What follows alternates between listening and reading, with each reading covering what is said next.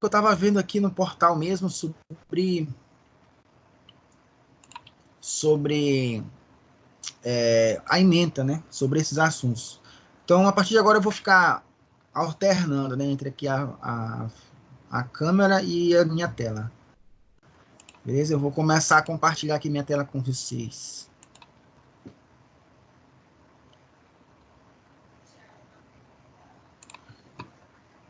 Vocês já estão vendo aí, né? Tá, aqui já apareceu já. Sim, já apareceu. Beleza, ó, então tá aqui, ó. Tô no AVA, né? Começa aqui mostrando o plano de ensino dela. Uma vez que ela ficou livre, a gente pode explorar direitinho. Cadê ela? Tá aqui, algoritmos. Ainda tá faltando mais uma aqui, disciplina para mim. Que é ciência da computação. Muito legal essa disciplina. Marquem ela aí para vocês. Para quem quiser ser dev, quem quiser ser programador. Desenvolvimento web, essa disciplina. Dia de quarta. Então vamos lá, ó. Essa disciplina tem a seguinte emenda. Claro, quatro unidades, né? A primeira unidade, fundamentos gerais de algoritmo. A gente já viu isso daqui, né? A gente já falou, já comentou bastante. Em sala de aula, a gente explorou o que poderia explorar sem usar o computador. Agora, obrigatoriamente, a gente vai ter que usar um computador, uma ferramenta para codificar e para programar. Então, primeira parte, fundamentos de algoritmo e de linguagem de programação. Metade de um bimestre, né? Muito provavelmente, tudo isso daqui a gente vai ver hoje. Tudo isso aqui a gente vai ver hoje. Beleza? Porque, pô, tipos de algoritmos já vimos, aplicação de algoritmos já vimos, definição de linguagem de programação, sem comentários, né? Já vimos. Oportunidades profissionais, já comentamos também, mas não custa nada comentar de novo. Agora aqui já é interessante, ó, variáveis e constantes utilizadas em linguagens de programação. Não, aqui está errado, é em linguagem, não, é linguagem de programação. Introdução a operações, atributos, estrutura de algoritmos e programas. Então, muito provavelmente, metade do bimestre nós já vamos ver só na aula de hoje. Beleza? Seguindo aqui, ó, a ementa da disciplina. Constantes, variáveis e operações. Aí já está bem relacionado à linguagem de programação mesmo, né? Tínhamos comentado que nós vamos usar C. E tudo indica aqui que a ementa está dizendo que a gente vai usar C mesmo. Beleza? Então tá aqui, ó, constantes, variáveis e operações. Esses assuntos todos, senhores, eles vão ser demonstrados. Eu só não concordo um pouco com a ordem como isso daqui está demonstrando, ó. Não sigam essa ordem aqui ao pé da letra, não precisa ser... tipos primitivos vêm antes de variáveis e se endereçam na memória. Não, pode ser antes, pode ser depois. Mas tudo isso daqui a gente vai ver. Eu vou tentar levar isso dentro de uma ordem que os conceitos eles se completem. Beleza? Então, um seja a continuidade de outro. Tá? Então, ó, constantes, variáveis e operações. Segundo bimestre. Também vai ser basicamente uma aula que a gente vai ver tudo isso aqui. Tá? Agora, aqui já dá para dividir legal. Estruturas de decisão e repetição. Aqui realmente é o que um algoritmo tem a oferecer para uma solução computacional. A utilização correta de estrutura de decisão e repetição é a utilização do poder computacional da máquina, né? Então, a gente pode mandar repetir 1000 vezes, pode tomar 50 decisões e depois repetir essas 50 decisões mais 500, 800 mil vezes. Então, se a gente utilizar esses caras aqui corretamente, a gente vai muito bem, né? Aí é claro que não dá para ser só em uma aula. Acho que em 2, no máximo, a gente consegue ver isso. Funções e recursividade também é um negócio muito legal. Aqui eu concordo muito com esse assunto da disciplina, né? Então, funções e recursividade é um negócio muito bom, principalmente recursividade. Falando rapidamente aqui, funções é como se fossem trechos de código que fazem parte do teu trecho de código principal. Certo? Só que eles precisam funcionar em módulo, por exemplo. E você vai chamar esses trechos de código no momento que teu bloco principal de código precisar. Isso são funções. Já a recursividade é como se fosse, na verdade, é uma repetição. É uma estrutura de repetição. Nós vamos estudar várias estruturas de repetição, né? Só que a recursividade ela não é uma estrutura, e sim ela é um modelo, é uma forma de você organizar o código para que mesmo não usando uma estrutura de repetição, ele repita. Muito bacana isso, fica muito bonito o código quando a gente faz a utilização de uma função recursiva. Beleza? Aí vai ter definição de procedimentos e funções, valor de saída, uso de funções e ponteiros. Aqui tá misturando tudo, né? Porque ponteiro é um mundo, devia ser fora disso aqui. Então é um tópico só, uma unidade só para ponteiro, né? Funções de recursividade, escopo das variáveis e constantes, passagem por referência, passagem por parâmetro, por valor, uso de funções recursivas na programação. Isso aqui também é uma outra coisa que, ó, a gente já está dizendo assim, não, vamos usar recursividade. Claro que a gente está falando de programação, mas por que o uso de funções recursivas na programação? Isso daqui está, sei lá, intrínseco, né? Não precisa demonstrar esse tópico aqui. Então, claro que isso daqui já está dentro do assunto, já está dentro do contexto. Beleza? Fora isso, tem alguns outros assuntos que não estavam aqui. Fala um pouquinho de ponteiro, cadê? Um pouquinho de ponteiro, mas a gente vai dar muita atenção para esse cara aqui. Ele precisa de muita atenção. Não é muito simples entender o funcionamento de ponteiro, mas a gente vai ter algumas aulas falando sobre ele. A gente vai falar de struct também e alguns problemas complexos, tá? Esse tipo de situação aqui, eu acho que até foi um pouquinho mais além, mas esse tipo de emenda era mais para o pessoal que está de engenharia, que não tem a programação como cerne para sua formação profissional. Nós não, nós temos programação como ponto central da nossa carreira, né? Todo mundo tem que sair do curso sabendo programar. Então, essa cadeira aqui ela é muito importante. Mesmo sendo o primeiro período, eu já vou forçar vocês a utilizarem um nível meio que intermediário de C. Beleza? Tudo bem? Beleza. Sim. Legal, pessoal. Tá, estou aqui no plano de ensino. Ó, vou aqui para a aula em si. Eu tinha aberto aqui, deixa eu ver se já carregou. Demorou bastante para carregar. Ó. Salvou aqui, sessão 3, vou até baixar. Aula 2, essa aqui, aula 3. Pô, abri a 2 duas vezes. Algoritmos. Unidade de ensino. Web aula.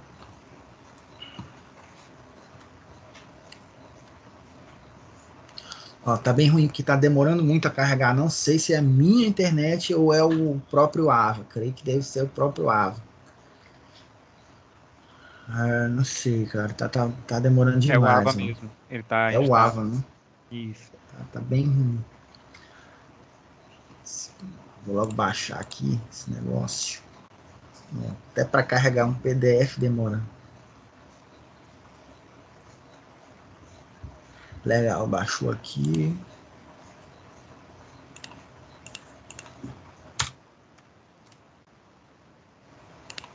Tá, esse cara tem que carregar aqui todinho. Beleza, senhores. Mas se vocês clicarem aqui, ó, tem o livro didático. Tá? Vamos seguir. As avaliações. Opa, carregou legal.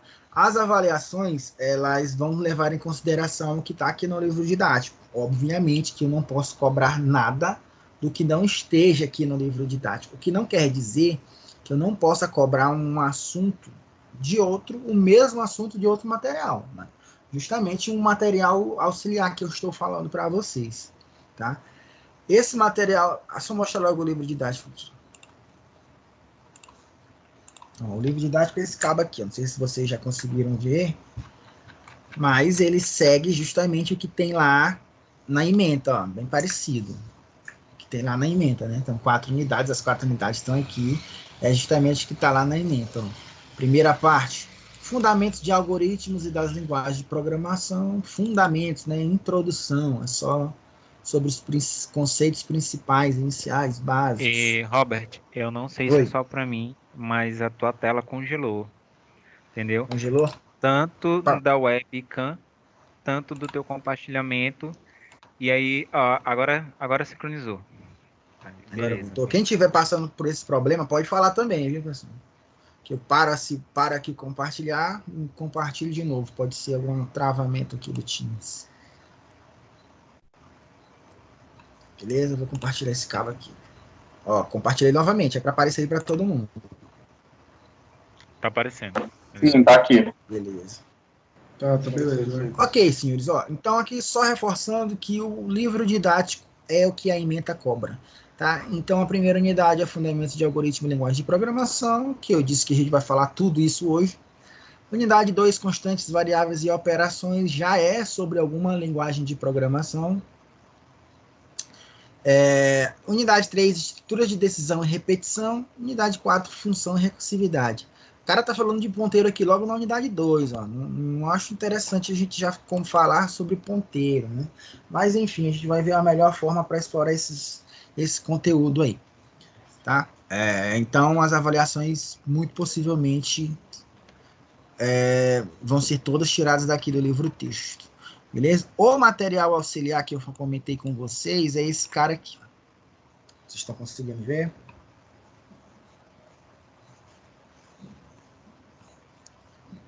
Esse carinha bem aqui, ó. São as aulas que eu utilizo para a disciplina, tá? Então, ele é uma pequena introdução à linguagem. Na verdade, essa aula aqui é da aula da disciplina de estrutura de dados, né? A gente vai ver estrutura de dados em algum tipo de linguagem. Praticamente, as estruturas de dados que a gente trabalha é em C. Então, as primeiras aulas é uma revisão de C, né? E é muito legal, é bem compatível com os alunos de computação. Então, esse material aqui, por exemplo, eu não mostro para o pessoal de engenharia, mas já que é computação, a gente pode utilizar. Então, esses caras aqui são um material auxiliar que eu vou fornecer para vocês e possivelmente alguns exemplos a gente tire informação daqui. Beleza? Bom, com relação à IDE, vocês têm liberdade de escolha. O que é IDE? A ferramenta, né? Eu vou escrever código aonde? Aonde que eu vou programar? Vai ser no Word, no Notepad? Não. O cara até fechou aqui minha ferramenta. Vai ser num carinha chamado CodeBlocks. Não sei se vocês já conhecem. Já vi que ele já tá querendo dar problema,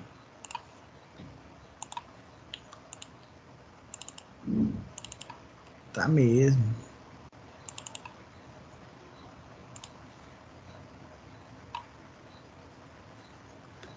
Só ver aqui se ele vai carregar certinho.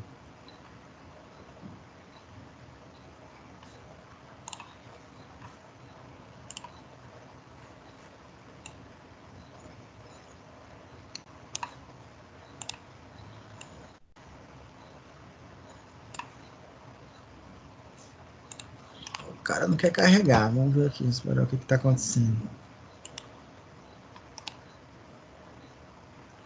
Professor, mas não funciona no Notepad também? Oi?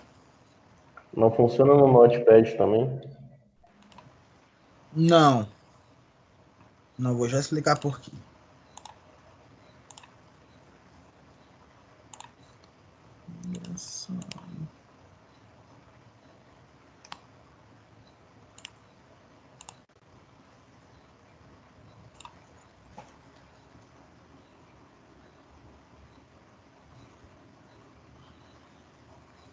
Acho que já sei o que foi, senhores. Eu tenho um antivírus chato aqui, ó, que ele fica varrendo. E como tem alguma coisa... mas tá desativado. Não, só o firewall que tá desativado. Como o CodeBlocks, ele tem bastante executável, ele identifica como arquivo malicioso. Deixa eu tentar desativar ele aqui. Acho que eu vou precisar reinstalar esse cara.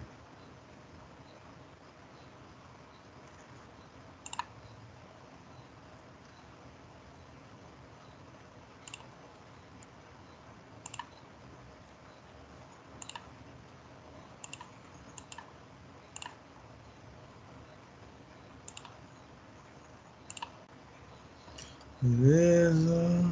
Tá desativando. Pois é, eu desativei aqui, cara. Eu acho que ele atrapalhou aqui meu. Mas espera aí, eu acho que eu vou instalar de novo. Cara. Não sei se vai dar problema, vou tentar instalar ele aqui.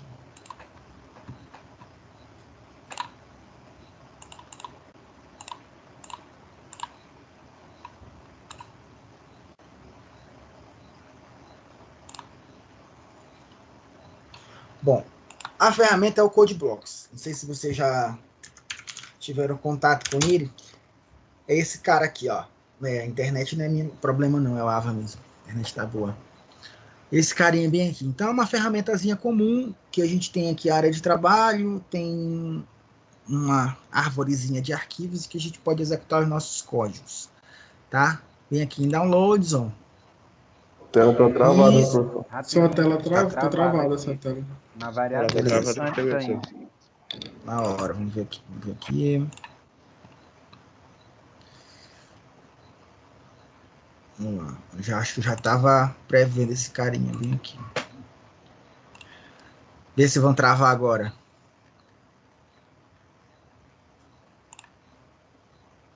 É, professor, pode ir. Tá de boa aqui já. Já tá? Beleza. Pela manhã, o professor Edilson estava me falando que o Teams estava travando o CodeBlocks. Que o Teams ele não deixava a transmissão dessa ferramenta aqui. A gente estava suspeitando que, como o Teams é da Microsoft e não é ferramenta oficial, pode ser que tenha alguma coisa aí com relação a esse tipo de ferramenta, não sei, né? Tá travado aí agora para vocês ou não? Tá? Não, tá no Apareceu navegador. agora. Normal. Apareceu agora. Pois é, vamos Tu ver tá aqui. no navegador. Deixa eu só. Não tô no navegador, não, tô no CodeBlocks aqui.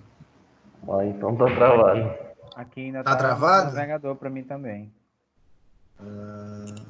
Tô no CodeBlocks, tá, cara? Aqui tá na página de download do CodeBlock. Aqui E também. Acho que tá Então ele todo. deve estar travando, cara. Ele deve estar travando o IDE, não sei. Vou fazer o Professor, seguinte, vou ter. Oi. em sua maioria a gente está utilizando essa ferramenta Teams porque é obrigatoriamente utilizar ela, porque nós temos licença, ou nós podemos utilizar uma outra alternativa caso essa continue dando esses delays.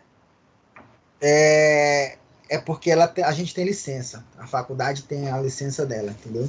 Todos os professores e alunos eram para, inclusive, ter os alunos têm também, só que a maioria dos alunos tem dificuldade de acesso. Tem um e-mail corporativo, né? Então, todo mundo que tem um e-mail corporativo tem acesso às ferramentas da Microsoft. A Outlook 300, o Office 360, o Outlook, o Teams. Então, é meio que uma exigência da faculdade. Beleza? Vocês estão vendo que tela agora aí? Entendi. Você passou para um. Tô no Ava aqui agora. passou pro Alan. É, tá no Passei ar pro aqui, Ava. né? Isso. Ah, agora tá no Ava. Tá mostrando o livro. Agora eu vou tentar ir pro Code Blocks, ó. Tô aqui no Code Blocks. É, professor, nada. Ficou no Ava. Fica no Ava, não abre não, cara. Tem uma solução com relação a isso, só que eu não cheguei a testar, né? Tô aqui no navegador, vocês estão conseguindo ver, né? Sim. Sim, sim, sim. A gente vai ter que fazer online, né? Compilador C online.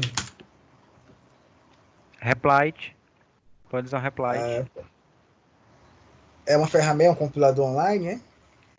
Ele compila praticamente qualquer linguagem, é só você escolher. E ainda pode salvar os seus códigos se Tá no você navegador. fazer um perfil. Tudo no navegador, Mas não eu precisa preciso instalar no nada. navegador, né? Tudo pelo Tá, então navegador. legal. Replit bem aí, Deixa eu ó. ver. Aonde? Online Segunda? C editor. Essa aqui, ó. repl.it.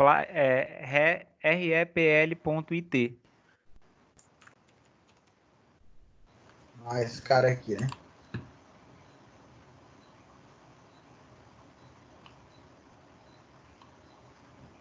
Sai, clica. Cara, realmente isso é um problema. Isso é um problema. Mas enfim.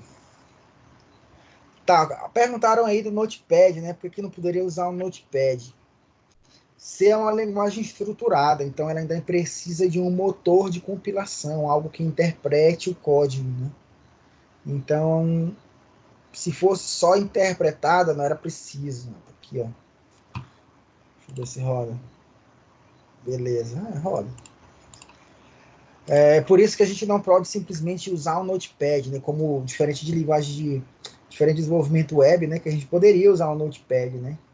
E só dizer para algum outro componente interpretar o código, que é justamente o servidor de aplicação, né? Então, o servidor de aplicação interpreta o código escrito no Notepad. Não, aqui a gente precisa compilar o código dentro de uma ferramenta mesmo. Então, o Teams ele está bloqueando aqui o Code Blocks. Não vou mais utilizar ele até que a gente resolva. Ou não vamos utilizar mesmo. E a gente vai utilizar esses compiladores aí pelo navegador por enquanto. Beleza? Beleza. Beleza. Essa tela aí Eu é tinha. só exemplo que ele dá assim para iniciante. Pode apagar isso Sim, aí. sim, sim. Sim, sim, sim. Seria o meu primeiro exemplo, né? Um printfzinho, um Hello World da vida. Mas legal, ó. Beleza, já tinha falei de alguns avisos, falei como a gente vai levar a disciplina adiante, a ferramenta que iríamos utilizar que era Code Blocks, vamos utilizar um compilador online. Então a gente vai começar a aula a partir de agora mesmo, né? Todos dados os avisos aí. Então vou voltar aqui pro próprio Ava, né? Espero que todo mundo esteja vendo aí normalmente. Tá todo mundo conseguindo ver, né? Sim, sim, Ah, sim. tá ok, professor. Bom, legal. Ó. O material, esses primeiros materiais aqui vão ser só comentados, tá? A maioria desses termos, desses assuntos, a gente já teve um bate-papo em sala de aula, então só vem mesmo a enfatizar o que a gente disse. Creio que a partir da terceira aula aqui, ó, sessão 3, que tem alguma coisa, aí a gente vai falar da sessão 3 e passa para o material complementar. Isso se der tempo, né? Se o tempo permitir. Beleza? Então aqui, ó, vamos lá. Deixa eu ver se eu consigo tirar esse cara aqui. Isso, consegui. Introdução a algoritmos, né? Conceito de algoritmo, como um algoritmo funciona e quais suas aplicações dentro da programação. É tudo dentro da programação, né? Se programa utilizando um algoritmo. O algoritmo é a forma que você tem de resolver aquele problema. Então tá, o que é um algoritmo, senhores? Uma sequência ordenada de passos que deve ser seguida para a realização de uma tarefa, né? Acrescento ainda, né? É uma sequência ordenada e limitada de passos, né? Que deve ser seguida para a realização de uma tarefa. Um dos grandes problemas que a gente pode encontrar quando estiver escrevendo nosso código é que ele nunca pode ter fim, né?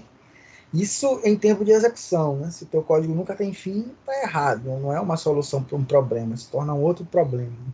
Então essa definição de algoritmo aí tem que ficar bem clara, né? Uma sequência ordenada, né? Tem que seguir os passos passo a passo e tem que ter limite, né? Finito, né? Algoritmos, então, nortearão a descobrir qual o melhor percurso para solucionar um problema computacional, né? Fala aqui de percurso, enfatiza bem aquele conceito que a gente utilizou quando nós utilizamos a algoritmo de visual, né? Visualização Travou aqui pra mim, gráfica. eu fiz sem querer, desculpa. Ah, legal. Então, aqui, percurso.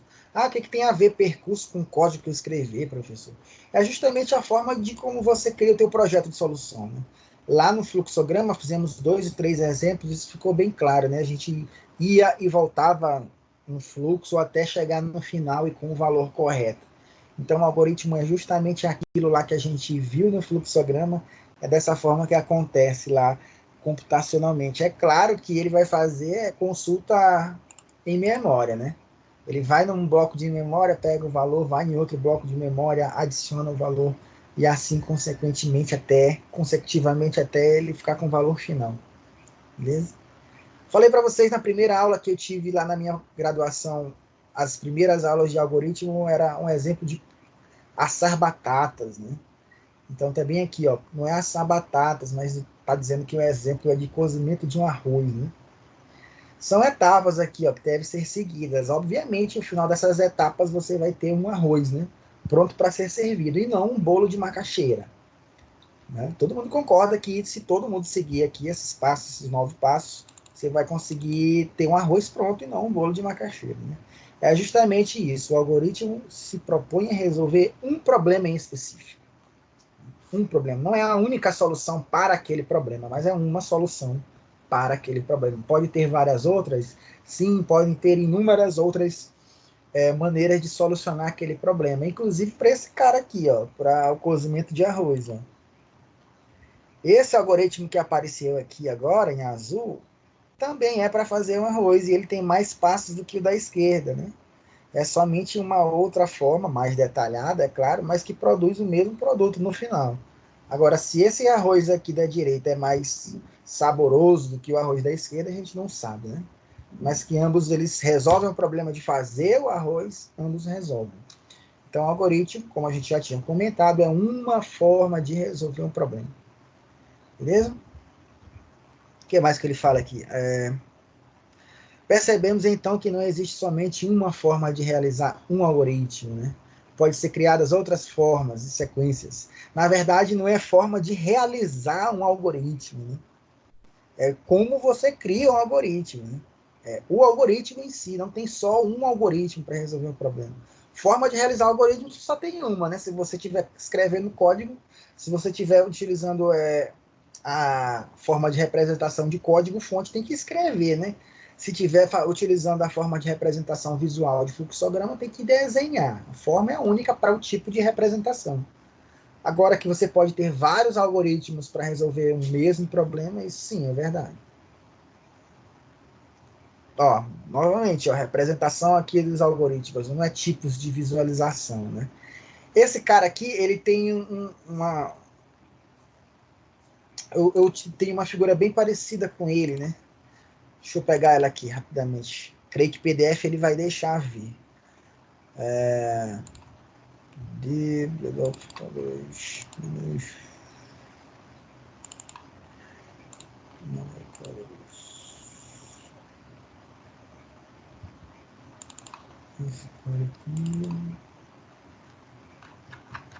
Não, não é esse não. Algoritmo para engenharia. É esse cara aqui, ó. Vocês estão conseguindo ver aí, né? Resolução de problemas por computador, né? Só que não. Não tá aparecendo, não. PDF Tá não? na Não tá tela aparecendo. representação de algoritmo. Você ainda tá no AVA. Tá no AVA. Isso. Rapaz, esses cabas são complicados. Isso daí eles não falaram. Deixa eu ver se ele consegue mostrar PowerPoint aqui. Deixa eu ver se é esse cara aqui.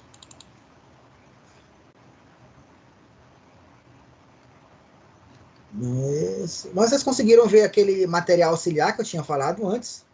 Sim, o material auxiliar, sim. Então, PDF é o mesmo. Mas você mostrou esse material auxiliar, ele abriu no navegador, se não me engano. Foi? Ah, Foi. então eu posso abrir pelo navegador. Pô, peraí, então. Pelo navegador eu consigo, cara. Que o Teams está Legal. mostrando só. Isso, agora sim. Mostrou aqui. Ah, legal. Beleza. E agora sim. Beleza. Então tá, ó. O que eu... Pô, agora ele não tá deixando aqui. Tá, o que ele está falando aqui de representação de algoritmos justamente é todo o ciclo de transformação de dados, né?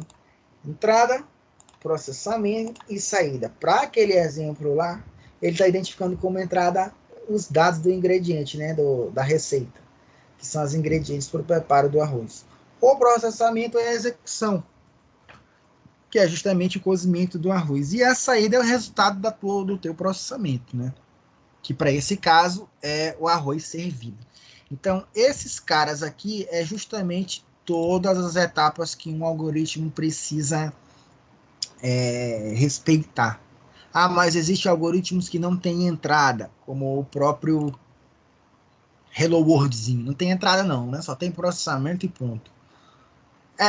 Obrigatoriamente a entrada ela pode não aparecer em alguns algoritmos, né? Mas não são algoritmos que resolvem problemas, né? A maioria dos algoritmos que vão resolver mesmo o problema, você precisa de dados iniciais. Então, esses dados, muitas das vezes, eles começam a existir dentro da execução do algoritmo, né? São transformados e produzem uma saída. Nosso Hello World lá não só serve para dizer, não, estou funcionando, né? Então, ele tem mais como processamento e saída. Com relação a isso, a gente pode exemplificar melhor esse tipo de situação, né? Para resolver um problema utilizando poder computacional, eu tenho que utilizar todo esse ciclo aí. Vou ter dados de entrada, que por sua vez vão ser processados, e os mesmos dados de entrada transformados vão ser o resultado da minha aplicaçãozinha. Tá? Para que isso possa acontecer, o entendimento do problema precisa estar bem definido, né? Eu não vou conseguir resolver nada se eu não consigo entender o problema. Inclusive, é interessante que eu trabalhava na SEDUC, né? Secretaria de Educação, um tempo atrás. E para poder fazer os nossos sistemas, a gente tinha que ir nos diversos setores, né?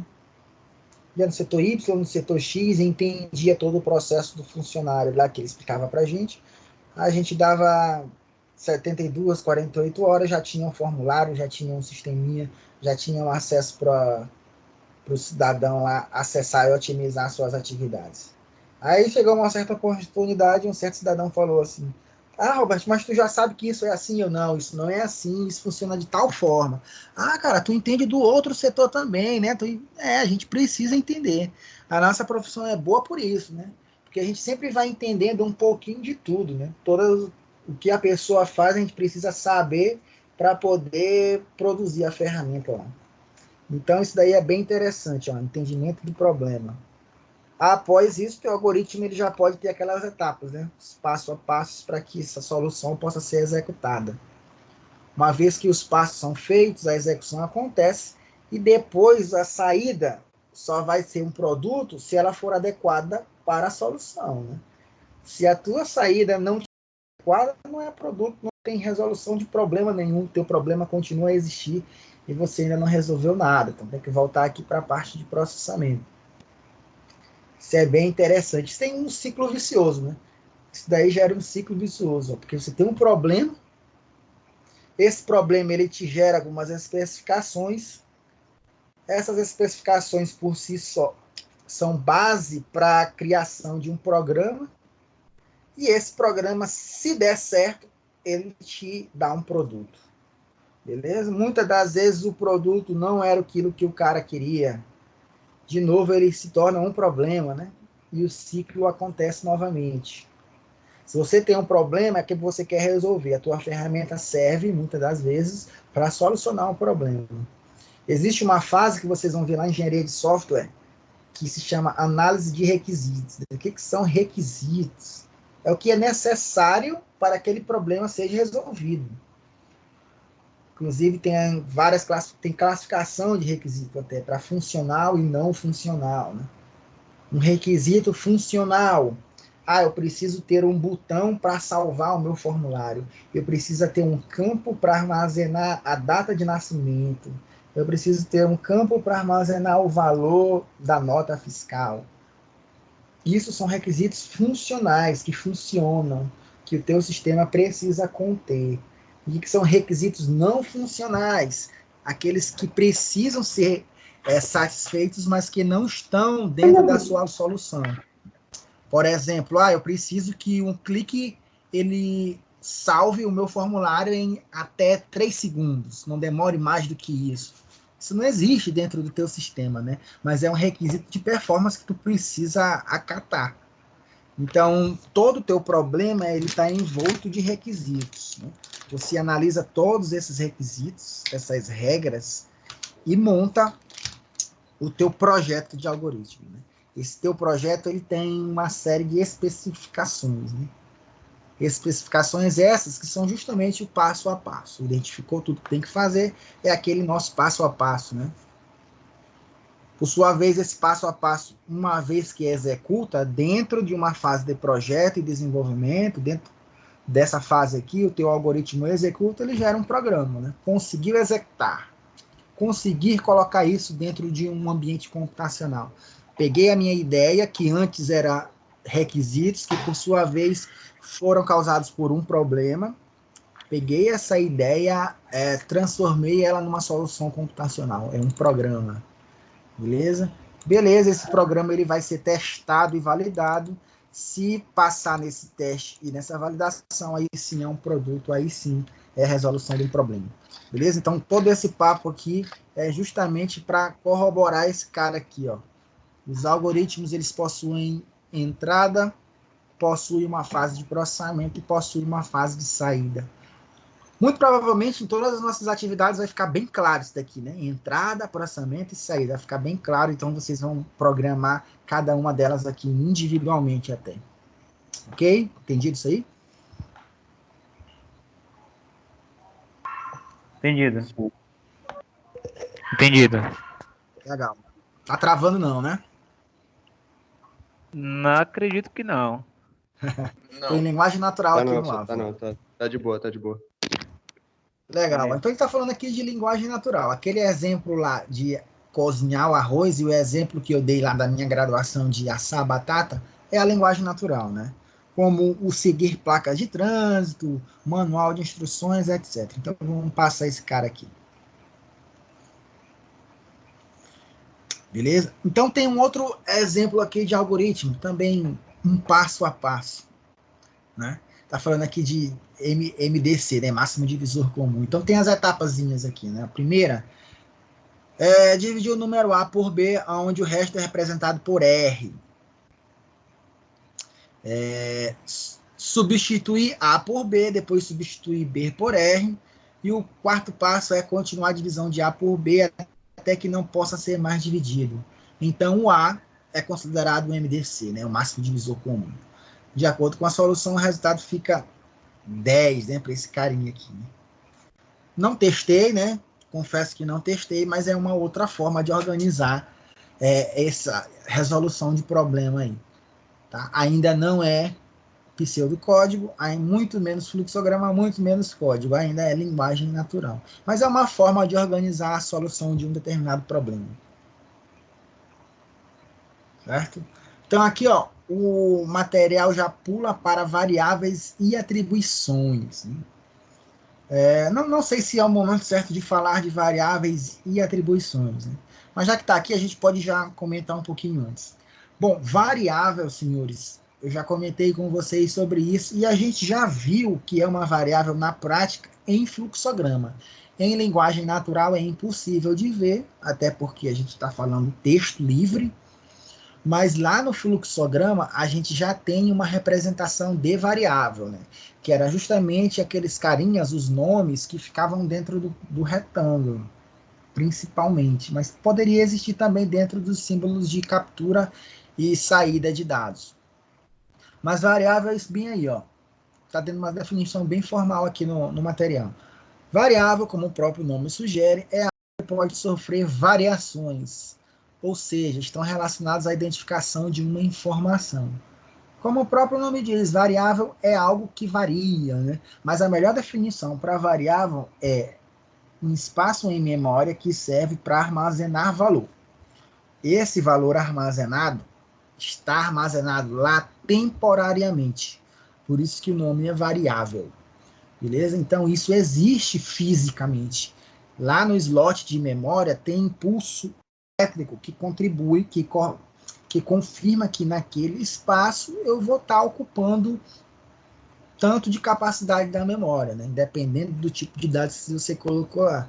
Então, isso daí existe tanto logicamente quanto fisicamente, né? Então, a definição melhor para variável, além de algo que sofre variação, é espaço em memória RAM que serve para armazenar valor temporariamente. O outro termo que ele fala aí é atribuição, né? Então, a atribuição é uma forma que, dentro da linguagem de programação, a gente tem de justamente realizar a definição de variável, que é colocar um valor dentro daquele espaço de memória, né? Então, esse cara aí, a atribuição tem um símbolo em pseudocódigo e em fluxograma, pode ser esse símbolo aqui, a setinha, né? Mas em programação, a maioria das vezes é o símbolo de igualdade, tá? Então, basicamente, uma variável, ela vai ser seguida de um símbolo de atribuição e de um valor, tá? É claro que variáveis têm nome, tipos e valor. Aqui ele não está falando disso, né? Mas variável tem nome, tem tipo e tem valor. Na verdade, ela vai ter nome, vai ter tipo, vai ter valor e vai ter até classificação, né? Uma variável tem nome, nome de uma variável, como aqui está se exemplificando aqui no material. Valor 1 e nome, né? Valor que uma variável pode assumir 12 e Márcio. Tipo da variável, inteiro, string, real, double, o material também não está falando ainda. Classificação de uma variável, simples ou composta, né? Então tem vários outros tipos de classificação que a gente vai ver quando for falar mais disso mais lá para frente. Mas já que o material já falou agora, não custa nada a gente já definir. Beleza? Então esse tipo de exemplo aqui, ele está atribuindo um valor para uma variável. Como o material diz, ó, isso aqui significa que o número 12, aqui em cima, ó, está sendo atribuído para a variável valor 1. E que o texto Márcio está atribuído para a variável nome.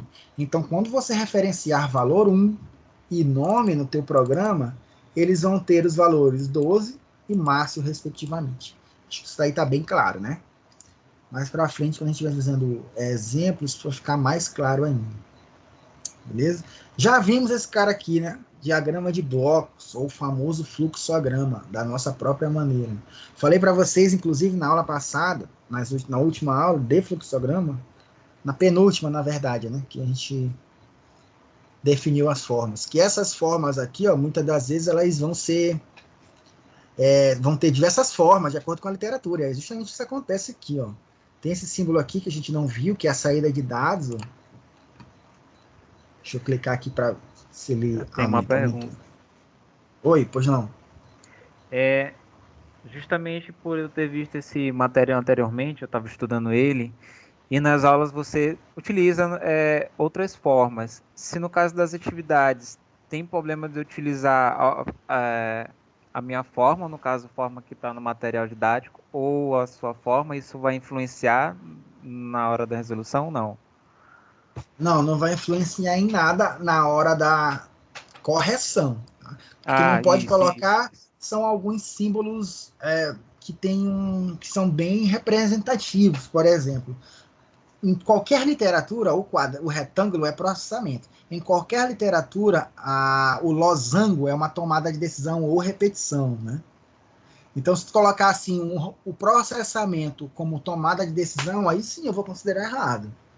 Tá? Mas se você colocar aqui essa forma aqui para ser entrada ou saída, ou essa outra forma para ser entrada ou saída, ou esse carinha aqui, ó, mais detalhado, não tem problema nenhum. Podem usar a forma que vocês mais familiarizarem.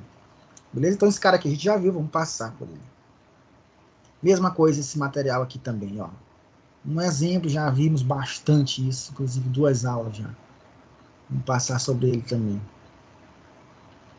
Tá, legal, ó, pseudocódigo. Esse cara aqui, ele vai até em disciplinas mais avançadas, por exemplo, na aula de ontem de inteligência artificial e computacional, a gente estava vendo o esqueleto geral de um agente inteligente, né? Um agente inteligente é um algoritmo. Um algoritmo que tem uma determinada função dentro da solução. E a maioria das representações de um agente inteligente é por pseudocódigo. correto? É por pseudocódigo. Então, o pseudocódigo, ele leva, é claro, né, é um algoritmo, ele leva em consideração a definição de algoritmo, que é uma sequência, né, cronológica de passos, né, etapa a etapa infinita, que tem o objetivo de resolver um problema. Ele segue isso ao pé da letra, mas ele não mais utiliza a linguagem natural para isso, né? Na verdade, ele vai utilizar trechos que representam algum tipo de ação, né? Então, por exemplo, ó, esse cara aqui é bem legal.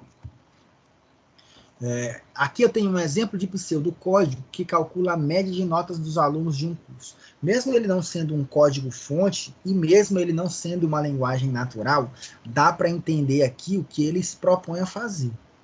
Certo? Dá para ele entender o que se propõe a fazer. Claro que tem algumas regras aqui que tem que ser levadas em consideração, mas dá para entender aqui o que ele se propõe. Ó, então ele inicia aqui com o nome cálculo média. É o nome do algoritmo, né? Depois tem uma outra palavra aqui, ó, VAR. Esse pseudocódigo, creio eu, já é Portugal, né? Nós não vamos estudar a sintaxe, né? Ou a forma como se escreve um código em Portugal. Nós já vamos direto para C. Mas o Portugal ele pode ser considerado um pseudocódigo. Então, var aqui é uma palavra reservada que diz que logo após eu vou ter várias declarações de variáveis, né? Palavra reservada. O que é palavra reservada? É uma palavra, nesse caso aqui, VAR, que pertence à linguagem em si, que pertence ao Portugal. Como assim pertence, Robert? O que tu quer falar? O que você quer dizer com relação a isso? Eu quero dizer que você não pode utilizar ela livremente. Ela não pode ser um nome de variável, por exemplo. Ela é uma palavra que faz parte da linguagem. Assim como real. Real é o tipo da variável. E é uma palavra reservada. Então, real é o tipo de todas essas variáveis aqui. Então, eu tenho uma variável, duas, três, quatro variáveis, né? O nome da variável, valor 1, valor 2, soma e média. Todas elas vão armazenar valores do tipo real.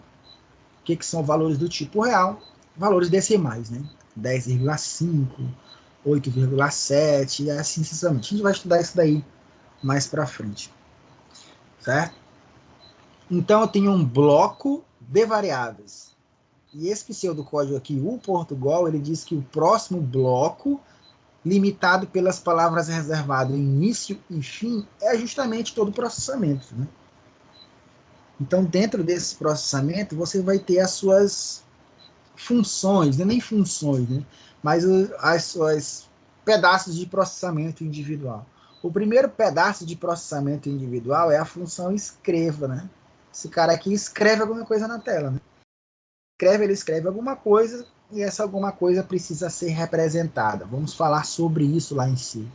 O escreva daqui é o printf de lá. Lá na engenharia, a gente primeiro fala, primeiro bimestre Portugal, para depois falar IC, né?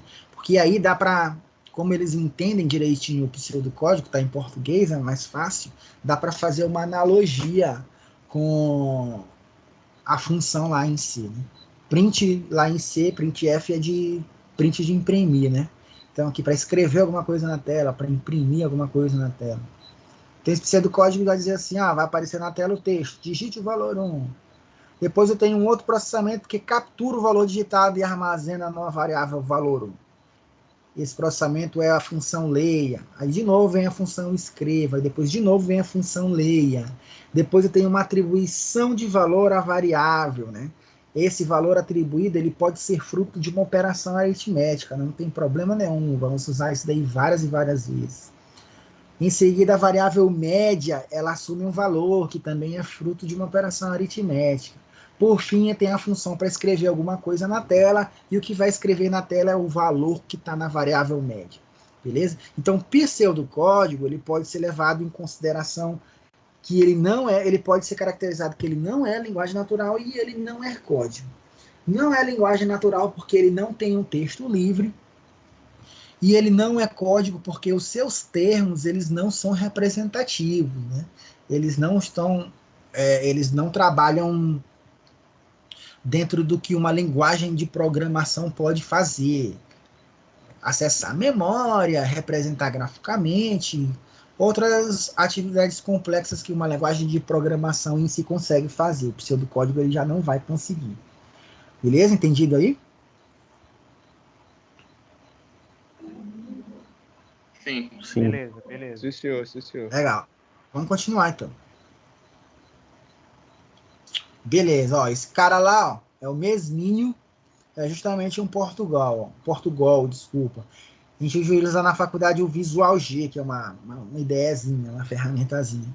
Mesmo código que está lá, ele é escrito aqui. Ó. É bacana utilizar a ideia porque ele vai destacando, né? Ele vai destacando as palavras reservadas, aí vai ficar bem interessante. Tá?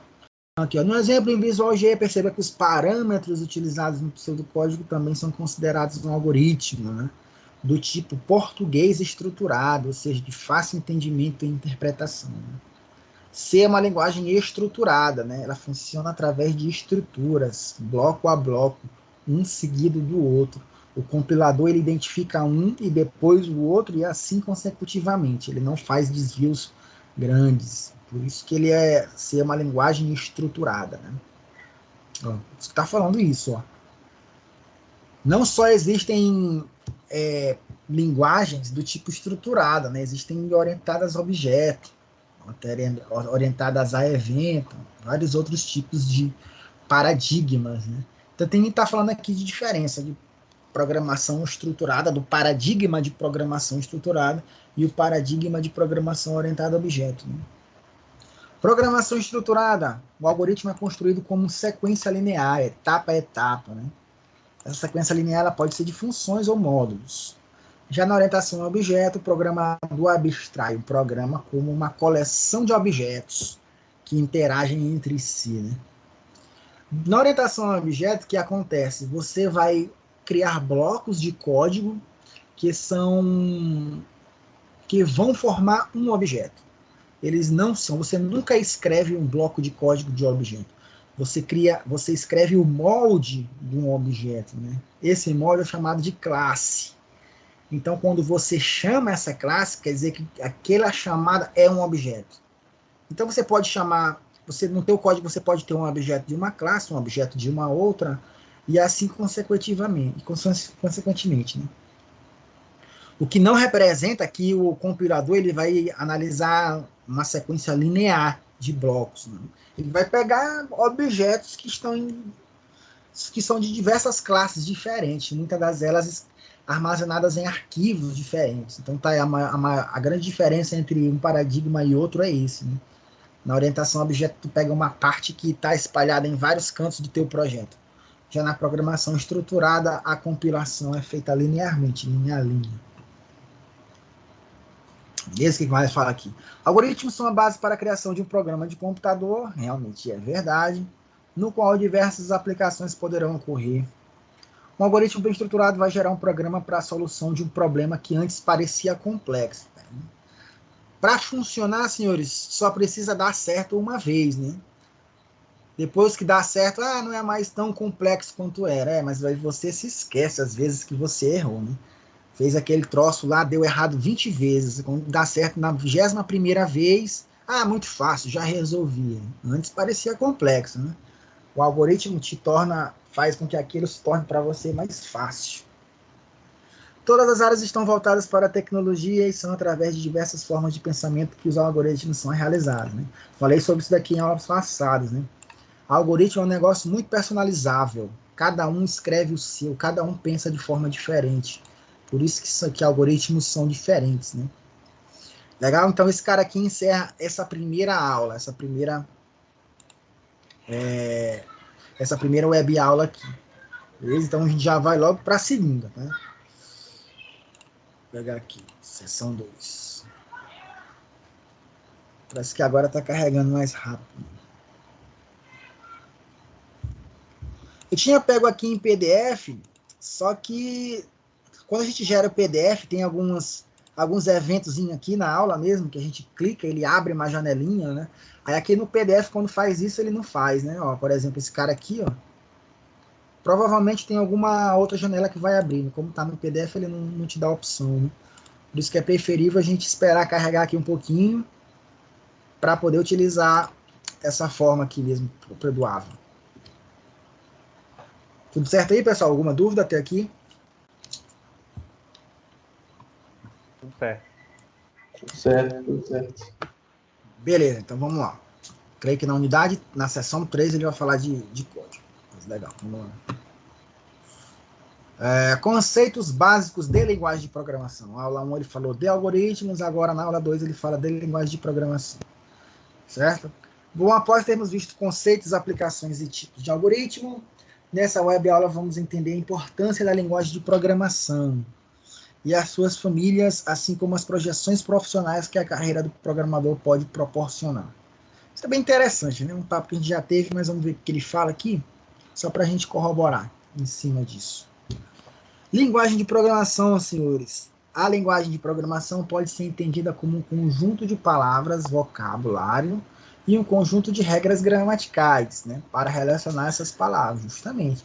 Lá em compiladores, vocês vão ver isso daí muito detalhadamente, né? Tem análise léxica, tem análise sintática e análise semântica. Primeira parte de um compilador, né? Primeira etapa de um compilador. Compilador, já ouvi falar sobre isso, professor. Justamente, o nosso CodeBlocks usa um compilador para rodar os programas em si. Então, vocês vão aprender como é que funciona a interpretação desse código. Do jeito que ele está falando aqui, ó. Toda linguagem de programação tem um conjunto de palavras, vocabulário, e tem um conjunto de regras que une essas palavras, né? Falei para vocês ainda há pouco sobre palavras reservadas. Palavras reservadas são palavras que pertencem à linguagem. Elas não podem ser utilizadas livremente no teu código. Por serem palavras reservadas, elas têm posições específicas no código. Não podem aparecer em posições diferentes para quais elas foram projetadas. Senão a interpretação do compilador não vai ser feita de forma correta. Então, uma linguagem de programação engloba dentro dela todo esse conjunto de regras aí, ó. Tanto de vocabulário quanto de sintaxe, né? Quanto de gramática. Beleza? Então, esses caras aí Essas são usados para... elas podem ser, essas palavras reservadas, elas podem ser entendidas como comandos específicos da linguagem? Sim, sim, são comandos, né? A gente pode dizer que não são comandos porque eles por si só não executam. Por exemplo, o var, né? Falei de var, aquele cara não executa nada, né? Mas já a palavra reservada escreva, ele já executa alguma coisa, já executa, ele já mostra na tela algum texto, né? O var não faz nada, ele só diz assim, olha, a partir de agora só é possível escrever nomes de variáveis. Já o outro cara escreva, ele não, ó, vou fazer alguma coisa, já é um comando. Pode ser um comando ou não. Então, essas palavras reservadas e essas regras gramaticais aí, ó, instruem o sistema de computação a realizar tarefas específicas, ou seja, os programas, né? Obviamente, cada linguagem tem o seu conjunto de palavras-chave e sintaxe. Bom, da mesma forma que entendemos as linguagens naturais, essas utilizadas por todos nós no dia a dia, né? Português, inglês, aí para quem fala inglês, francês. A linguagem de programação também é uma comunicação de ideias entre o computador e as pessoas, né? Então, senhores, vocês serão mais poliglotas do que nunca. Vocês vão aprender mais um tipo de linguagem, né? Só que quem vai entender é você e o computador. Na verdade, o computador ele não entende C. Por isso que tem um carinha aí no meio de tudo isso, o compilador, né? Porque o computador ele entende linguagem de máquina, né? De assembler para baixo. Então, o cara que transforma C para assembler é o compilador. E vocês vão estudar isso lá em compiladores, né? Mas é claro que vocês vão conversar com o computador, né? Vocês vão utilizar uma linguagem específica para isso. Tá falando aqui das primeiras linguagens de programação, né? Fica aí com curiosidade para vocês lerem. Vamos lá, ó. Algumas linguagens de programação consideradas de baixo nível fizeram parte da história, que a gente já tinha comentado, né? Linguagem de máquina e linguagem assembler, né? Linguagem de máquina, olha só, pode ser escrita dentro de um editor hexadecimal, né? Baseado no sistema binário. Uma instrução de máquina é considerada um conjunto de bits complicado de escrever instruções com 2 caracteres apenas, né? Só com 0 e 1. Não tem como a gente entender isso, né?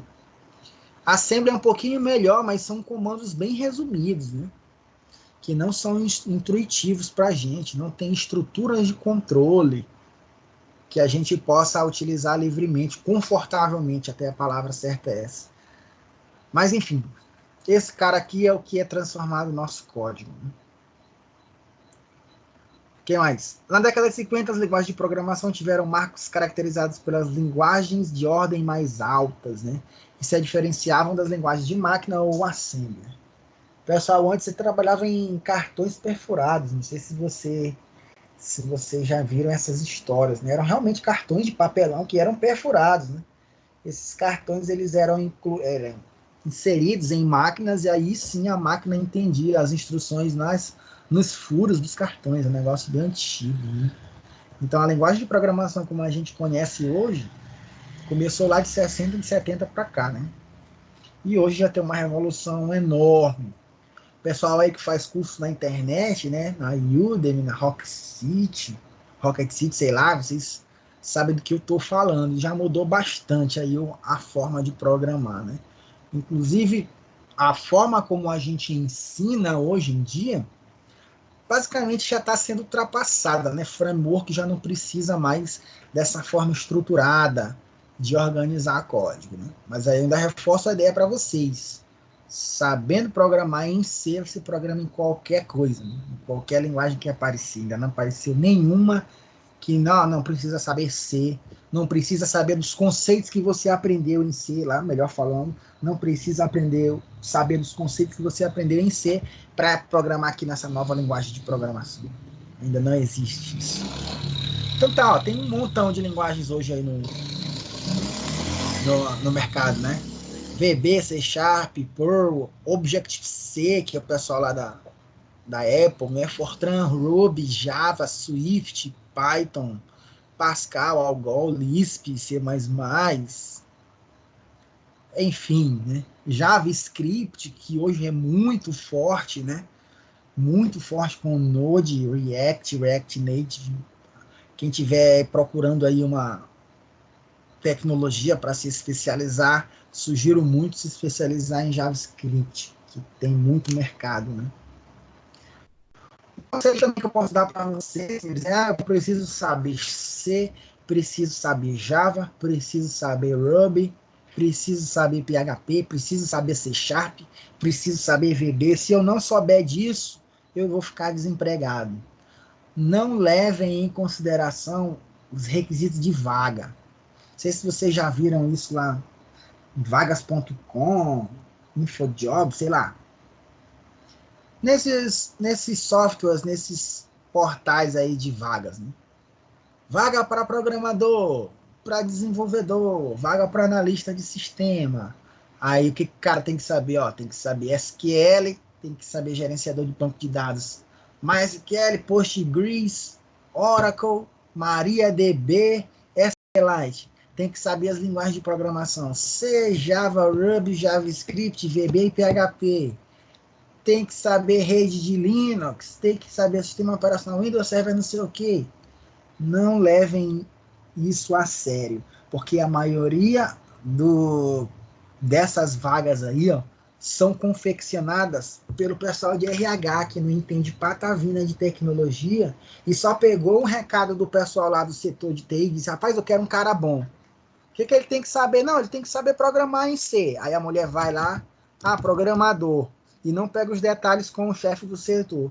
Aí ela vê lá no Google que programador tem de vários tipos. Aí lá, vou escolher programador em C, vou escolher programador em Java, programador em Go. Aí pega e cola lá na descrição da vaga. Isso não existe, não tem esse cara que é bom em tudo. E não tem emprego que vai te exigir tudo, não existe isso. Então, o que vocês têm que fazer é, claro, saber um pouquinho do que se trata cada um, do que se trata, e se especializar bem em uma tecnologia que se aparenta promissora.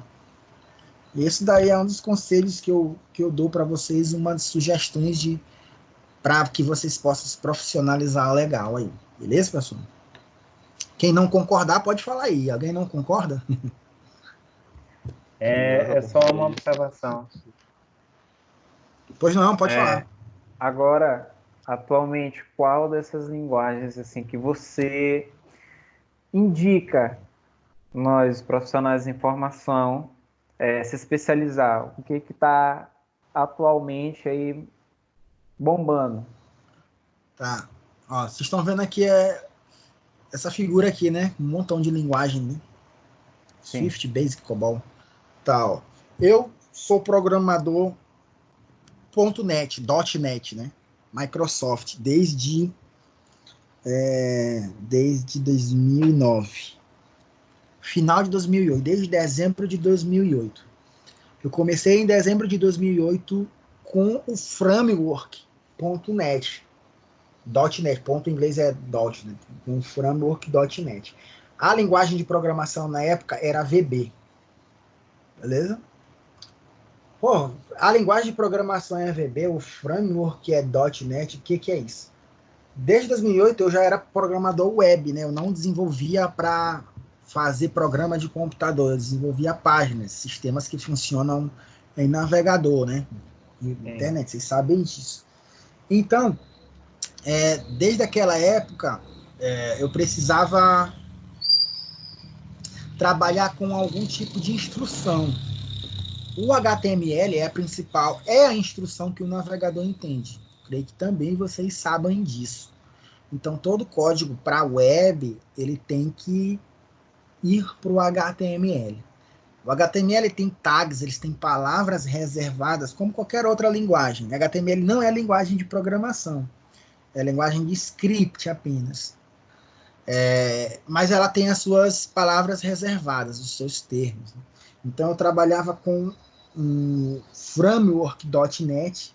Por que ele é framework? Porque ele utiliza desses termos nativos de HTML e inclui os seus próprios para que o desenvolvimento seja mais rápido, mais robusto, mais aceitável para o próprio código que ele usa, né? Então, o framework.NET utiliza o código da linguagem de programação VB para poder gerar o algoritmo e para poder demonstrar para o usuário o resultado final. Há 5 anos atrás, de 2014 para 2015 para cá, eu migrei para C#, né? Que é o C, essa cerquilha do lado. Mas com a mesma tecnologia .NET, da Microsoft. Muito boa. Dos tempos para cá, a Microsoft melhorou muito. Inclusive, abriu o código-fonte. Antes, para você programar em VB ou utilizando o framework.NET, você utilizava ferramentas IDEs pagas, né? Aí a gente pirateava tudo isso mesmo. Mas hoje o código está aberto, tem ferramenta oficial da Microsoft gratuita. O Visual Studio é uma ferramenta muito poderosa da Microsoft, um IDE, que dá para você programar em várias linguagens, de utilizar vários tipos de tecnologia, inclusive não só da Microsoft. Também tem o VS Code, que é uma ferramenta muito boa, que a galera de desenvolvimento utiliza muito, e eu utilizo. Esse carinha bem aqui, ó. Até abrir ele aqui para vocês. Ó. VS Code é da Microsoft, né? Ele é filho desse cara aqui. Esse cara aqui que eu vou... Ah, não vai aparecer, né? Acho que não tá aparecendo aí para vocês. Não, tá aparecendo Se não. bem que, se bem que é Microsoft. Enfim. Vou tirar Eu um acho print que e vou ele não mostrar deve aqui estar depois. mostrando praticamente nada que não seja seu navegador. Ou então, ele está dando prioridade à tela do navegador, Deixa eu ver se... né? Faz o seguinte, minimiza o Se eu der teu um print navegador, screen aqui. entendeu? Deixa eu dar um print Não, eu screen acho que aqui. se você minimizasse a tela do navegador, ele não teria o que mostrar pra gente. Então, ou ele teria que mostrar o Deixa que eu ver você aqui, está ó. vendo, ou então o desktop. Beleza. Minimizei aqui, ó. Tá vendo a minha área de trabalho, né? Ou não? Não, ele continua com o teu Chrome na frente. Né? Não, minimizei, cara. Então acho que não sei. Eu vou dar um print aqui, ó. Vou salvar e vou tentar abrir pelo navegador a imagem. Só um minutinho.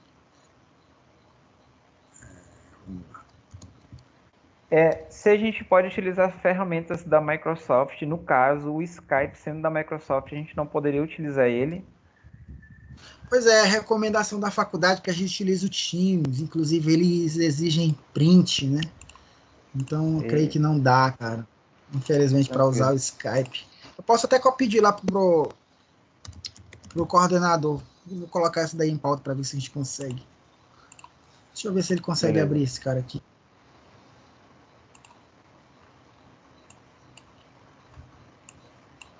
Ó, tô no navegador, conseguiu ver agora? Não. A gente Apareceu, ainda tá olhando apareceu. aqui o áudio. Apareceu? Peraí, só um minutinho. Apareceu. Eu tirei o print aqui da tela, coloquei no navegador, para o navegador abrir o PNG. Se não conseguir visualizar, Qual é o complicado. nome desse programa mesmo aí, professor? O senhor disse? Esse é o VS Code. beleza. VSCODE. Estão conseguindo ver?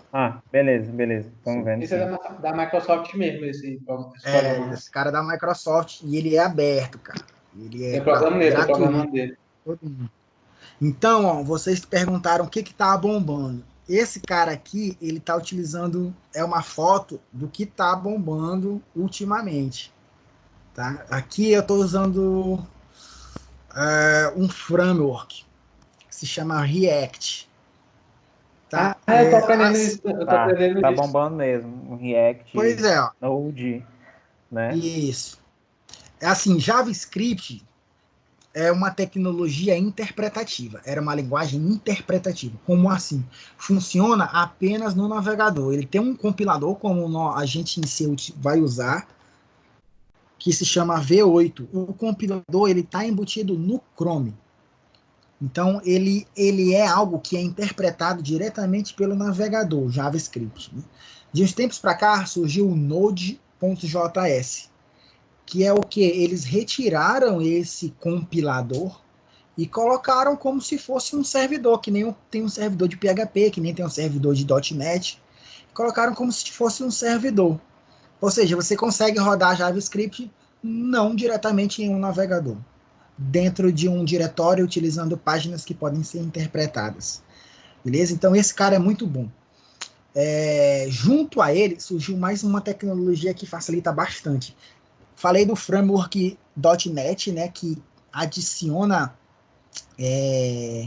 palavras reservadas ao HTML. A gente também tem o framework React, que faz a mesma coisa. Tinha que clicar aqui para mostrar para vocês, né? Mas não deu. Ó, também aqui, ó, typography, link. Esse cara aqui são palavras reservadas que são adicionadas ao HTML. Eles fazem parte do framework React. Então, esse cara aqui agiliza bastante o processo de envio de requisição e resposta de dados. Né? Então, o React se comunica direto com o Node. Paralelo a isso, tem o React Native, que funciona para dispositivo móvel, para fazer aplicativo, que também se comunica diretamente com o Node. Então é um negócio que está muito em alta, é um negócio que desenvolve aplicação muito rápido e é um negócio que te dá uma performance muito boa, não trava. Porque em desenvolvimento web, a gente tinha aquele velho. Nós temos, não é que a gente tinha, nós temos aquela velha arquitetura cliente-servidor. Não sei se vocês já ouviram falar sobre isso. Uma máquina cliente, ela requisita páginas de uma máquina servidora, né? Por isso que o pessoal fala, o servidor caiu. Não estou conseguindo entrar no site da faculdade, no meu portal. Por quê? Porque o servidor caiu. Isso quer dizer que a máquina aonde os arquivos estão não está funcionando, ou então aconteceu alguma coisa que ela não está liberando as páginas que vocês precisam para visualizar. Então, tradicionalmente, no desenvolvimento web, você acessa um site, faz requisição para uma máquina servidora, essa máquina te serve a página. O teu navegador renderiza tudo e mostra para vocês. Nesse caminho aí, ó, tem muita coisa a ser feita. Qual é o grande sacada do Node e do React? O Node, ao invés, como sendo servidor, ao invés de te retornar uma página, ele não te retorna página nenhuma. Ele te retorna só dados. Só te retorna dados, não te retorna página nenhuma. Como assim dados? Os dados eles são em um formato em específico, formato JSON, beleza? JSON. Que formato JSON é bom? É porque todo mundo entende. Todo mundo quem? Tablet, celular, notebook, desktop, todo mundo entende.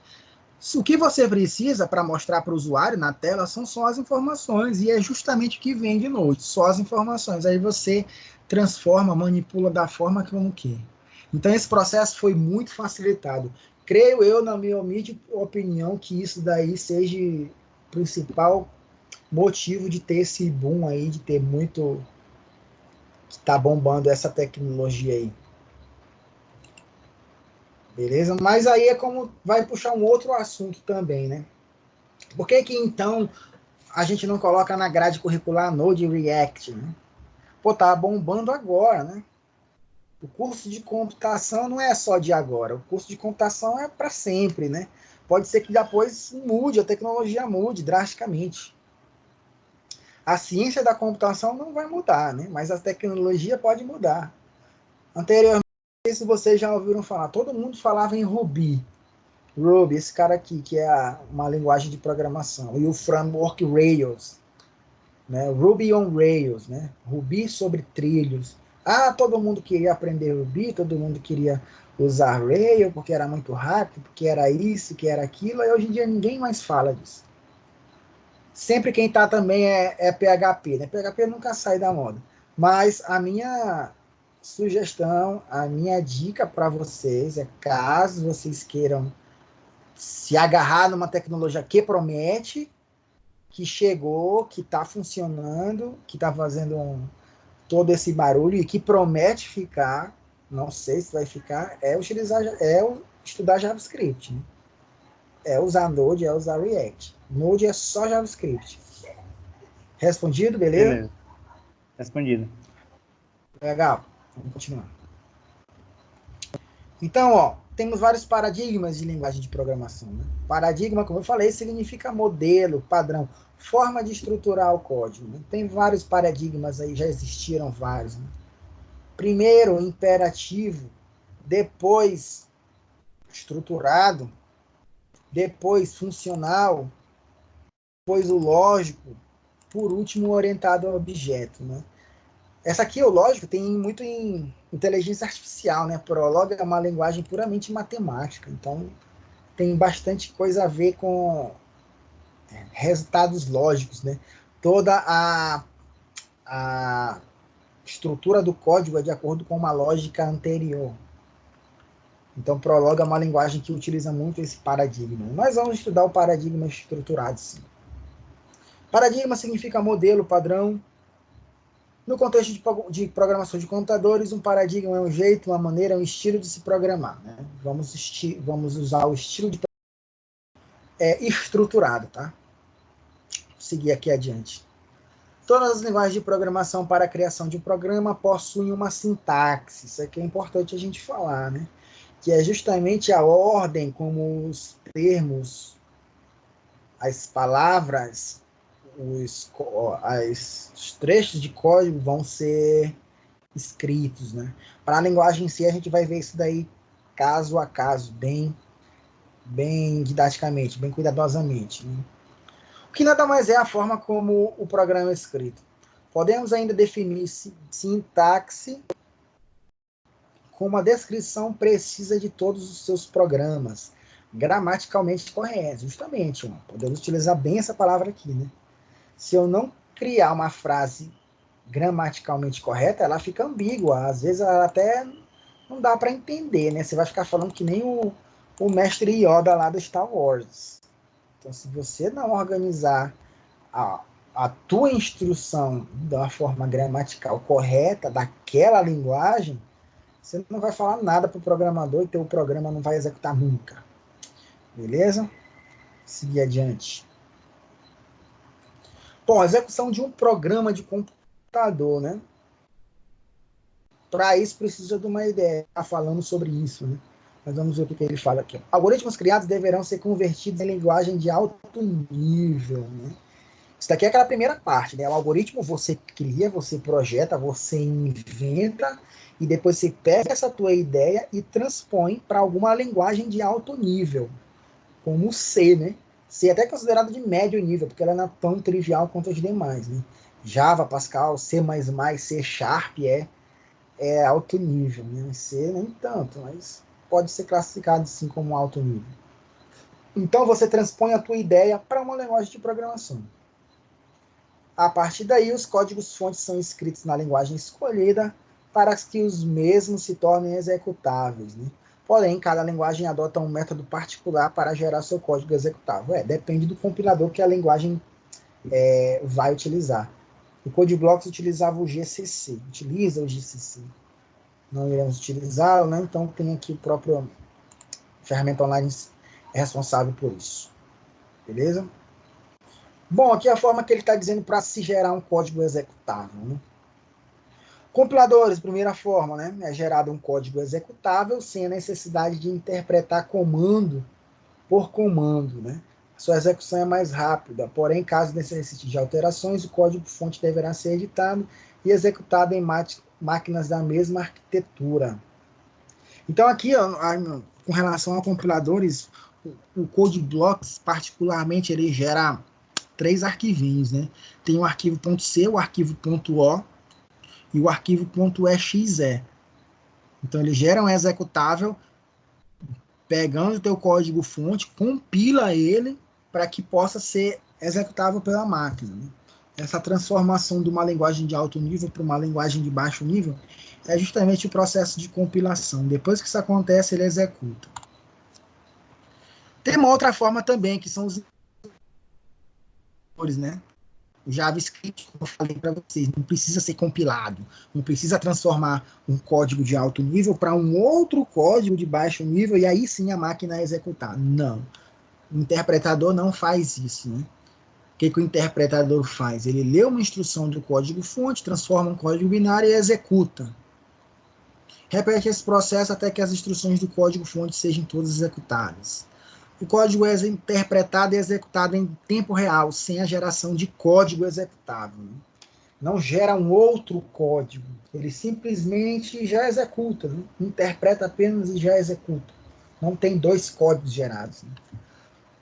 Claro que tem muita vantagem, né? Por isso que código escrito em JavaScript é bem rápido.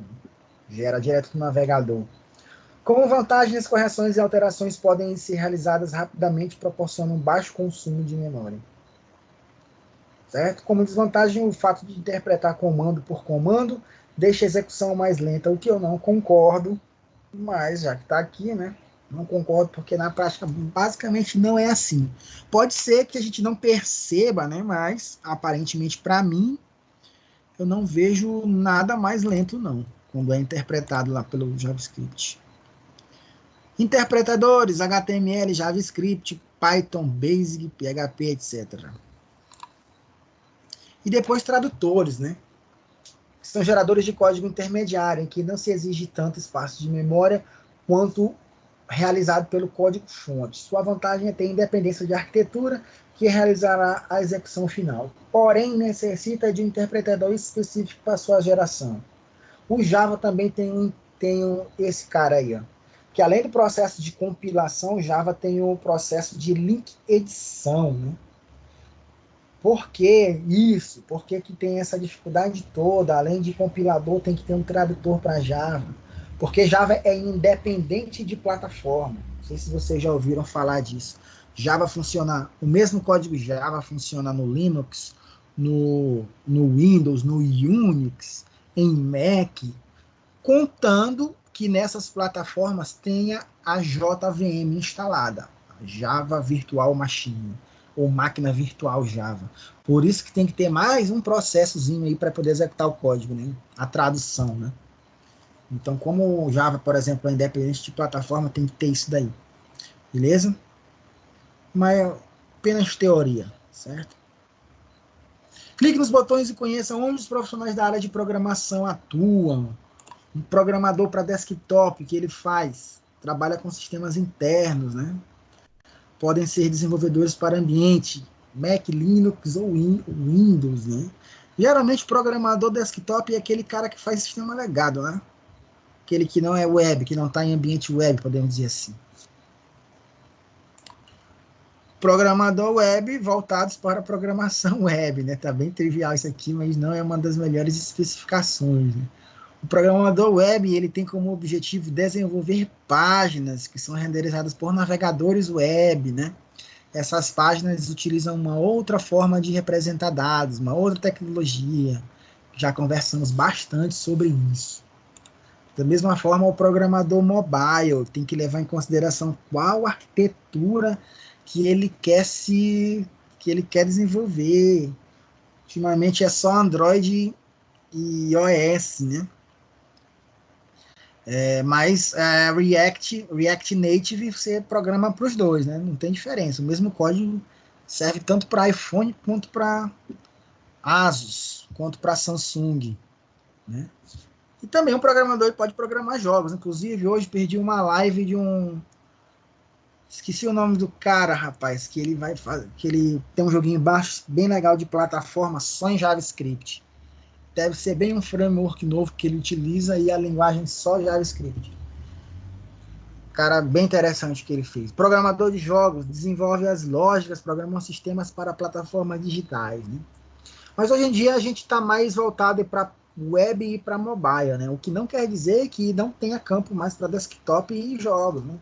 Claro que tem, mas é mais comum a gente desenvolver para ambiente web e fazer aplicativos. Continuando. Isso aqui é verdade, ó. Profissional de programação é um cara que rala demais, né? Tem que estar pronto às inovações de software, né? Sempre. Para isso é preciso estar sempre atualizado, desenvolver pelo menos conhecimento em 2 ou mais linguagens, ser organizado nas manipulações das informações, tranquilidade e agilidade para resolver problemas, realizar certificações, estudar línguas e sempre buscar novos caminhos, né? Esse caso aqui de estudar línguas a gente aprende sem nem perceber, né? Você começou a programar, quando percebe já está falando inglês melhor do que muita gente aí que fez vários anos de escola de inglês, né? É meio que obrigatório. Por quê? Porque a melhor fonte de dados para se estudar programação é a documentação da ferramenta. É a documentação do framework. E a maioria está em inglês, é claro, né? Então, para saber o que essa função explode faz, o que ela faz, meu Deus, que parâmetro eu vou usar como valor de entrada, não sei. Vai lá na documentação e lê.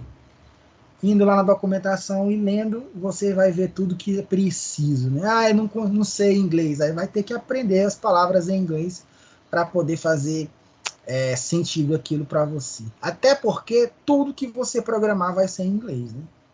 Então, se você é programador, você sabe inglês um pouquinho, né? Isso aqui também é automático.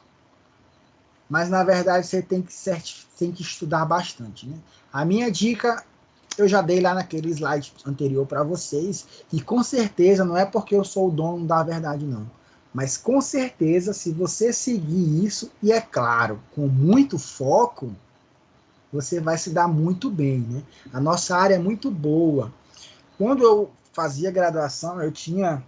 Deixa eu ver se tem mais alguma coisa aqui. Beleza, deixa eu parar aqui e falar diretamente com vocês.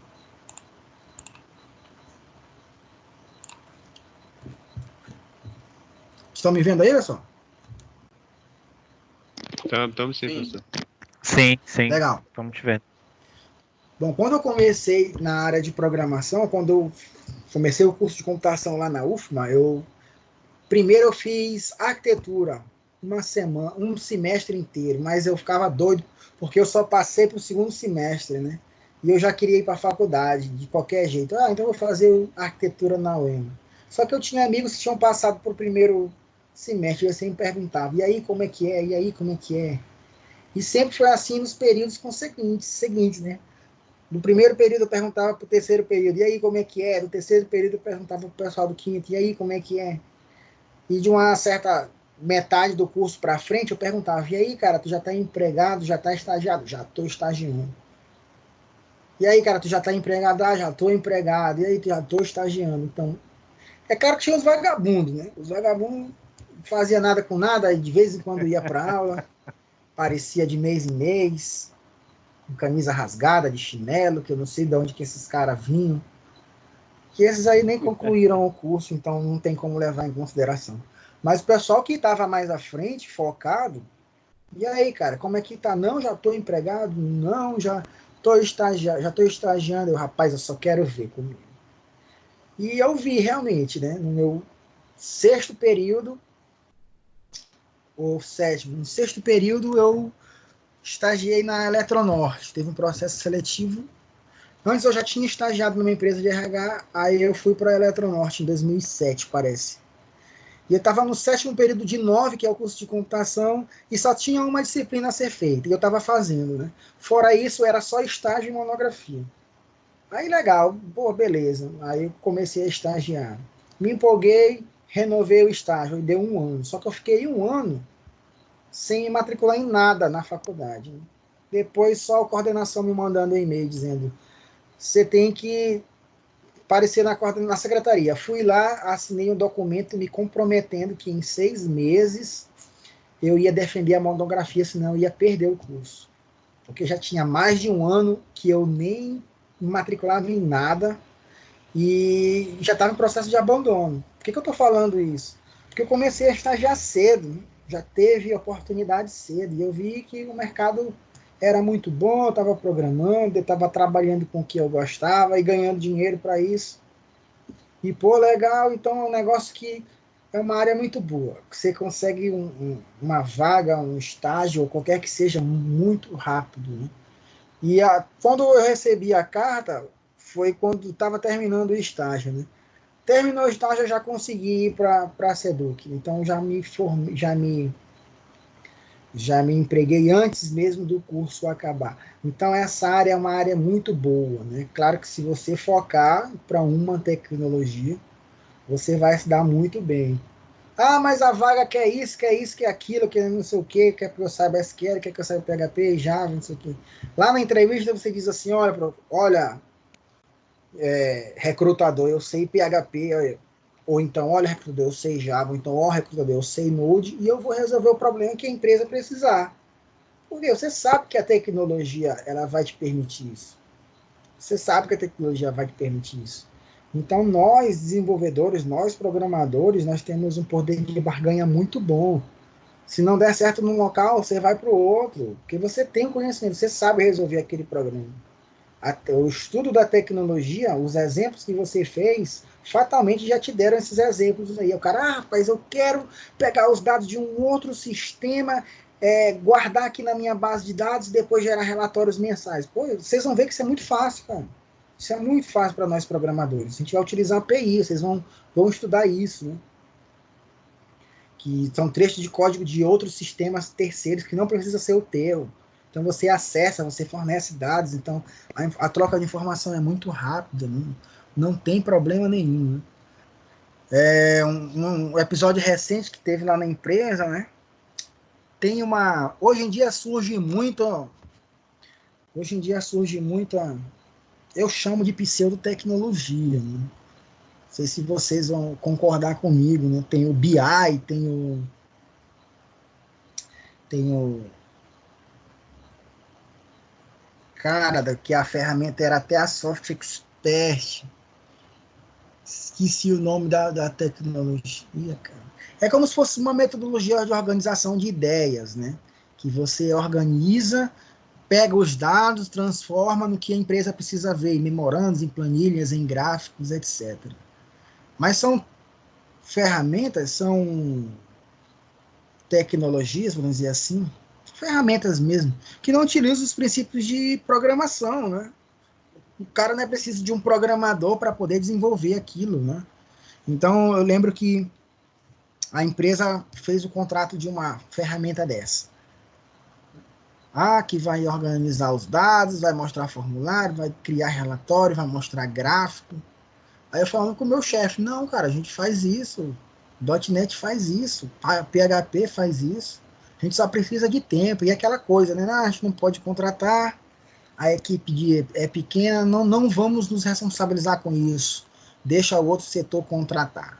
Aí contratou a ferramenta, contratou uns profissionais que não eram desenvolvedores, e beleza, iniciou lá o projeto. Aí tem aquela fase de início, né, de desenhar, de montar quadrinho, de fazer tudo, né? Projetar. Aí beleza, aí chegou na parte de capturar os dados estavam na nossa base de dados. Aí o que que precisava? Precisava de uma API. Ninguém sabia o que era uma API, que é um trecho de, que é uma camada de software que transfere dados de um sistema para outro. Ninguém sabia o que era, ninguém sabia como funcionava, ninguém sabia como, ninguém tinha ideia de como funcionava. Aí ligava para o suporte, a gente só escutando.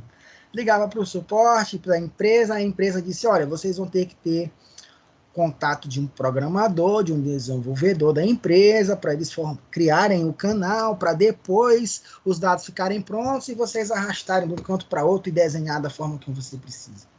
Ou seja, tem a ferramenta lá, tem a tecnologia pronta, mas precisa dos conhecimentos do profissional de desenvolvimento, de um programador. Então a nossa área ela é muito poderosa, né? Nós temos muito poder de barganha, nós temos muito campo para atuar. Beleza? O pessoal de Business Intelligence, de BI, é um estudo de dados, eles precisam de um programador, eles precisam de um canal que forneça os dados, eles não conseguem trabalhar sozinhos. A não ser que eles montem os dados próprios dentro do próprio Excel lá, né? Cria um Excelzão com todos os caminhos possíveis, com todas as tabelas possíveis e explora ali da forma que ele achar. 1 milhão de informação. 1 milhão de informação, né? Depois que perder aquela planilha, cadê? Aí não sabe onde está, não tem como guardar, o acesso é só por ele, se outra pessoa quiser usar, vai ter que copiar e colar a planilha por pendrive e tal, pelo amor de Deus.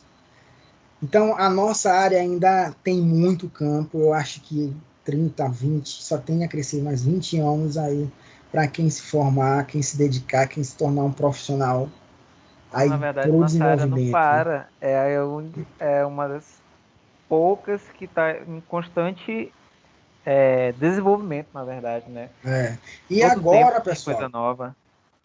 e justamente, e agora, pessoal, com essa pandemia louca aí, com a situação horrível que o país e o mundo se encontram, é que a nossa profissão, né, vai se alavancar, porque nós somos um dos poucos profissionais que temos o trabalho remoto como uma das principais formas de trabalho, né, de atuação. Então, hoje em dia, olha, vaga remoto, programador remoto, tá maior ainda a quantidade, né? Bom, é claro que o curso de computação não forma só programador, tá? O curso de computação não é para formar programador. Se você quiser ser programador e desenvolvedor, é uma escolha sua. Você pode ser DBA, você pode ser gerente de projeto, você pode ser professor. Não para isso. Você quer ser programador, quer ser desenvolvedor? Muito bem, perfeito. É uma escolha sua. Tá? Mas o curso de computação não forma apenas programador e desenvolvedor. Fiquem isso em mente, tá, pessoal? Pelo amor de Deus. Mas é justamente isso que a gente está falando. É uma área bastante promissora. Caso vocês queiram se especializar em uma tecnologia, eu já dei aí a dica, na minha humilde opinião. Eu acho que é um negócio que vai dar muito certo. É uma aposta sem risco. E quem demandar um pouquinho de tempo, de investimento, eu acho que vai se dar bem. Beleza, senhores? Bom, até agora a gente falou de 2 encontros, né?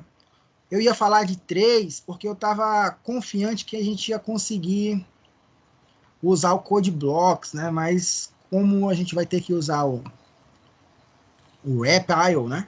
Repile para desenvolver aqui online, eu vou preparar melhor os exemplos para a gente poder se adequar. Ainda vou fazer alguns testes, então não vou iniciar código hoje ainda não. Beleza, pessoal? Mas próxima aula a gente já começa codando, né? Como é o termo que se utiliza aí. Tudo bem? Dúvidas? Não, só sugestão. Como você está iniciando agora no Replit, cria uma continha, é tudo free. É uma plataforma gratuita. E aí os exemplos que você fizer, você pode salvar todos eles, eles ficam guardados. Você pode solicitar eles a hora que você quiser, coloca o nomezinho lá e pode demonstrar pra gente. Entendeu? Ah, legal, legal. Já tem os exemplos aqui salvos. Vou só subir para Só lá, bota pra então. rodar, né? Vou subir para lá, tá? Só vou dar uma testada aqui para não correr nenhum risco, para não passar nenhuma vergonha depois, né?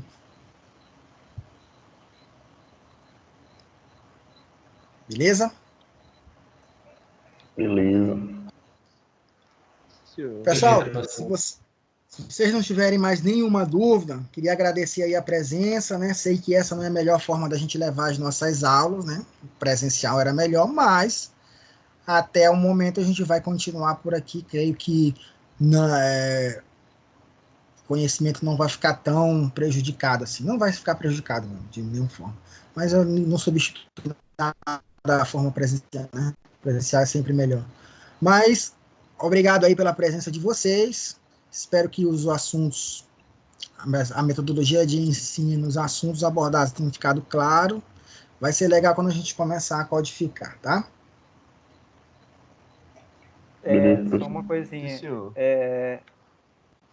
Pois não. O José tem o número do professor, coloca ele lá no nosso. A gente tem um grupo no WhatsApp que tá todos os alunos e a gente está colocando todos os professores. Para Pode ser.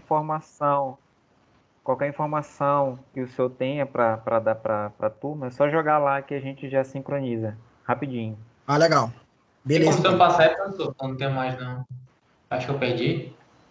Seu número? Tá, tem. Eu vou colocar aqui no chat. Tá Tem bom, um então. chatzinho aqui. Vou colocar aqui no chat. Beleza, pessoal? Obrigado aí. Valeu! Valeu. Valeu Valeu, aí, professor. professor. Boa Valeu, noite. professor. Boa Boa noite. noite.